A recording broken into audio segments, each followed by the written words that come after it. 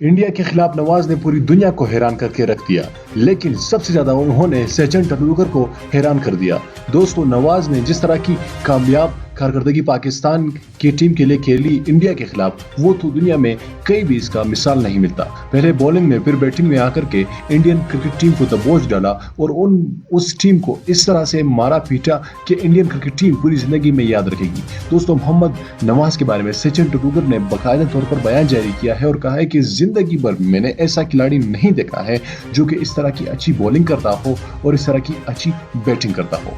दोस्तों, मोहम्मद नवाज के बारे में इंडियन साबिक कप्तान और बहुत बड़े खिलाड़ी सचिन तेंदुलकर का कहना था कि ये बहुत आगे जाएगा ये खिलाड़ी, और अब इंडियन टीम को लग रहा है कि पाकिस्तानी क्रिकेट टीम से मैच जीतना मुश्किल हो पा रहा है। इसी पर रोहित शर्मा का भी रिस्पॉन्स सामने आया है पूरी मीडिया के सामने कि सचिन तेंदुलकर को इस तरह का बयान नहीं देना चाहिए, इससे हमारी टीम का मोरल काफी ज्यादा डाउन हो जाता है और सचिन तेंदुलकर को इस तरह के बयान से बाज आना चाहिए। ये रोहित शर्मा का स्टेटमेंट था सचिन तेंदुलकर के बयान के बाद। दोस्तों, अब इंडिया में काफी ज्यादा खलबली मच चुकी है कि सचिन तेंदुलकर ने क्यों मोहम्मद रिजवान की इतनी बड़ी तारीफ की। दोस्तों, आप सचिन तेंदुलकर को सपोर्ट करते हैं या नहीं, नीचे कॉमेंट बॉक्स में हमें अपने राय से जरूर आगाह कीजिए। इस वीडियो को लाइक कीजिएगा, चैनल को सब्सक्राइब कीजिएगा।